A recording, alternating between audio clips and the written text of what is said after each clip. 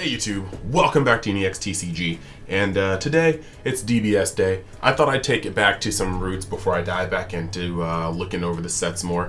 And what are the roots on this channel? Discussion. So I wanted to do a video that's been weighing on my mind for a little bit, and it's why green sucks. And a lot of people make memes about this. Everybody likes to complain about green, but I don't think everybody necessarily knows why green has been designed in such a weird, funky way. So I want to dive into that and do it in a way that I feel like I can do best. Now, if you haven't seen them already, some of my very much so older videos about color identity, where I broke down where each color started and where it is now and the reasons for their progression, I'll leave the link to those in the description. They were very good videos in my opinion. They were received very well by the community, but this is about green in specific.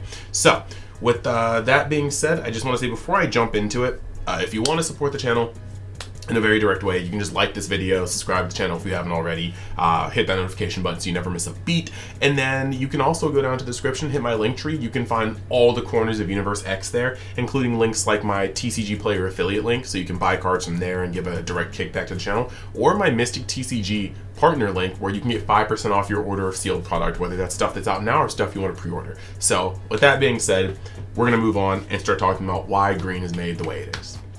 So to understand why green is the way it is, let's actually talk about all the colors real quick. Quick little refresher on this, and you'll kind of see how it blends in. So let's start off with red, right? When it comes to red's color identity, red was always the home of, at its conception, cheaper threats that had the double strike and triple strike keyword. This is pretty much consistently what red was in set 1 and 2, is just the way to be able to get out cheap damage. And then even when it came to the thicker hits like Champa in set 1, it still was like triple strike, one of the rare triple strikes. Then you move on to blue. Blue is about using resource management, getting the most out of your resources. Blue cards weren't always as powerful, but you were able to use more blue cards in conjunction due to cards like Senzu Bean and Whis' Coercion. Then you move over to yellow, right? Yellow, it had negation and the ability to tap cards. And this actually led to yellow being seen as the control color, being able to blanket wipe effects when they come down, or tap cards when they come down. That's pretty much that. Then eventually you had black come out, and we skipped over green because we're going to go back to green. We had black come out, and black kind of was in a weird space because it almost encroached upon red and green in a bit, because black has removal, warping cards normally, but it also has quick, easy threats that's normally red's domain. But it was a unique mix. While you had destruction that warps things or moves them from the game, and you had quick, easy threats, black has threats that often don't stay around on the board. Easy come, easy go. They jump in your timeline, they jump out of your timeline, which is essentially what black was kind of seeing, the Dragon Ball Heroes color. If your warp is considered out of the timeline and the board is this timeline, they go in and out. You see what I'm saying? Now, when it comes to green, green's green's identity since set 1 has been hand destruction and board destruction. They have many effects, even in set 1, that blow up things, that discard cards from hand. The Broly deck was essentially blowing up things and discarding cards from hand. Set 2, you had Cell, which was destroying cards from hand and blowing up things. Like, the deck, literally, most green decks had those two key factors. Now, when you're wondering, why is green always the gimmick color? It is because almost all of these colors can be easily balanced depending on what you want to put in the format. Look at red. Red, like I said, low to the ground, punchy. When that became not good enough to consider a color's entire identity, what they added in was power minusing. So now red is in a position where you still have cheap threats, they still have double strike, sometimes triple strike, but you are also able to minus 15k, minus 10k, minus 20k, some boss cards minus 30k. So that became red's identity. And when you want to make red weaker in the format, you just make defense cheaper and more powerful. More floodgates, more free negates, and that'll turn red into a less viable deck because eventually they're going to have a top end that normally caps out. Now, some red decks don't abide by this. Sin and Gogeta are some definite outliers that have such strength in the late game, as well as the early game, as well as the mid game. But Normally, you make defense cheaper and more abundant and more easier to use than aggro, which is kind of hard in this game. And red will normally be a little curved. Now, you look at blue. The blue has always kind of remained a draw cards, resource management, and then they've had gotten more and more counterplays. But when you want to mise blue and trim it, you add in silver bullet that normally attack untapping resources outside of the untap step. And this is going to make blue operate worse because generally blue needs that extra energy.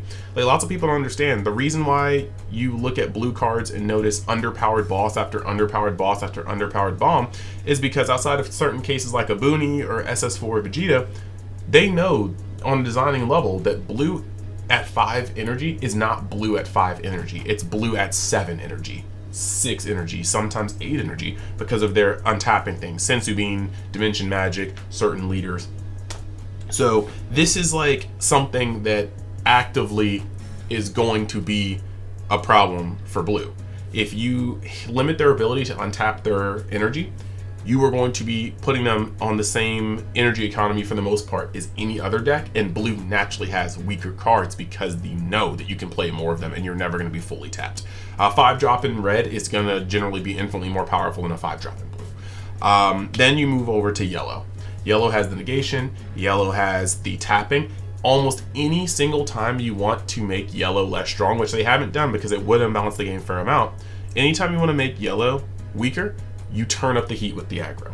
Red gets cheaper cards, red gets faster cards, stronger cards. Sin for a very long time was bodying any yellow deck that hit the scene simply because yellow could not keep up with the ferocity of Sin and Gogeta decks just going off.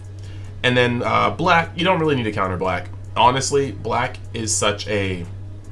When black needs to get countered, you just lessen the power of black and you ban some cards. And why? Because black has a lot of hodgepodge effects. If you're coming over from my One Piece people, black is essentially the purple of One Piece. There's a lot of effects from lots of colors in it. They have counterplays, they have removal, they have quick and cheap, easy things. They have like they have toll cards is what I like to call them, taxing cards, like, oh, you play this, you give me a card from your hand, things like that. They have a lot of characteristics from other colors, so when you need to hurt black, you just have to hamper black for the most part. But green, the focus of this video, green's entire identity is hand destruction and card destruction.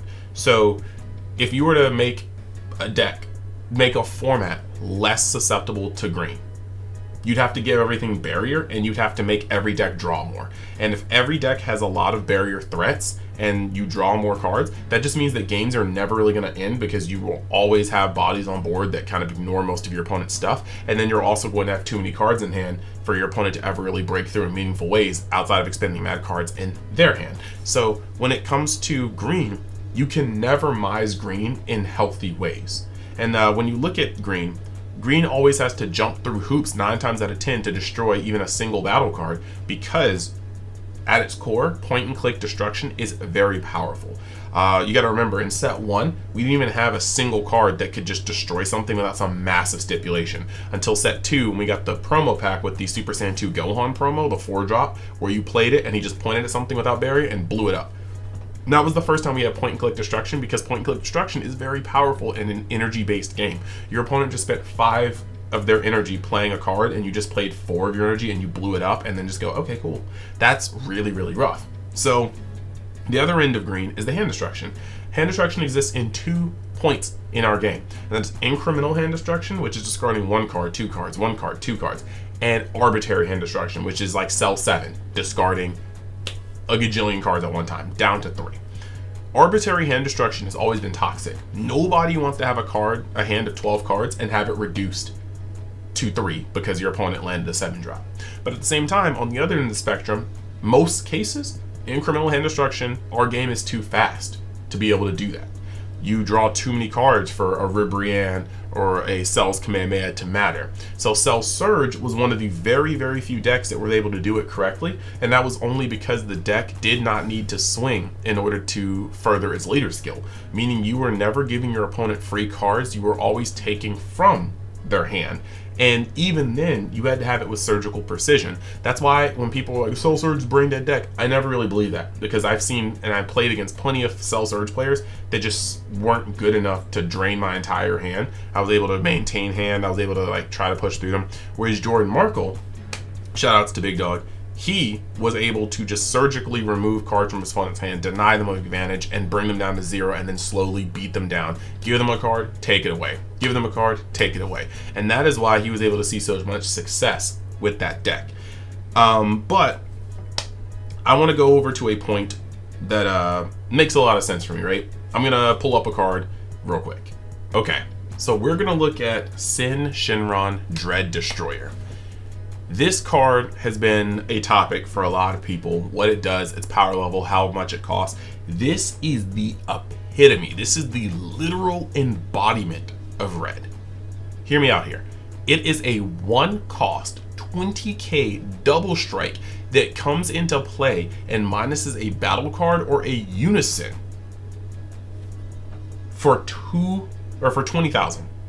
This is the epitome of a red card. It hits cheap body, big bodied, double striker that minuses power from a card or unison.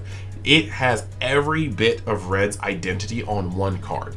Now, the point of this is trying to explain to you why green cannot be juiced the same way as other colors. When you think of green, what are its identities? At this point in the game, it is hand destruction, body destruction, and unison removal. Can you imagine if there was a green card that said 3 green energy, because that's kind of hefty in this format, 3 green energy to come out with a 15k body, but that 15k body randomly discards 2 cards from your opponent's hand, blows up 1 battle card on your opponent's side of the field, and then removes a marker from their unison.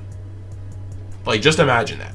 Like, already, that sounds like way too much for a single card to be doing. And that's because green at its core, its identity is not something that you can freely buff without causing massive imbalances to the game. So if you're wondering why green is always the weaker color, it is generally because green cannot take the same amount of power creep without imbalance in the game.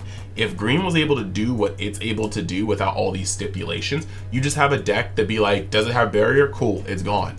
Do you have 20 cards in hand? Cool, you have 0. Like, you'd have a deck that would be pretty dominant. I feel like if green got power creep the way that red, blue, and yellow do, you would not be able to play other colors effectively. That is my hot take here. So let me know in the comments how you feel about this. Let me know how you think that green could be balanced. But this is honestly my opinion on why green is constantly the gimmick color, constantly lagging. It's because the fundamental building blocks of green are too generically strong to pump up, and 22 sets into the game, Bandai is not going to change the entire identity of green to better balance green's design space. So that's just me. Let me know what you think in the comments. I hope you guys enjoyed this video. I'm gonna play my my advert from Mystic TCG just in case you want to find the best place to sell cards, to like sell collections, to buy singles off of on TCG Player, to also buy sealed product off their site. And I bid you guys farewell until the next video. Later. So let's talk about Mystic TCG, your one-stop shop for all your TCG needs. On the site, you can buy or pre-order plenty of sealed product for plenty of games. Just make sure though, if you're pre-ordering, to give it 3 to 4 months in advance to start looking, because sometimes the product is indeed hot, supply and demand, you know? And then if you want to buy singles, go on tcgplayer.com. There's going to be a link in the description where you can buy for the best value. And if you want to sell cards or collections, you can message them on their Facebook site so you can get the best bang for your buck on any type of way you want to buy or sell cards. And then while you're at it, you can use the code UNIXTCG at checkout to get even more of a discount. So hey, what are you waiting for? Check out Mystic TCG today.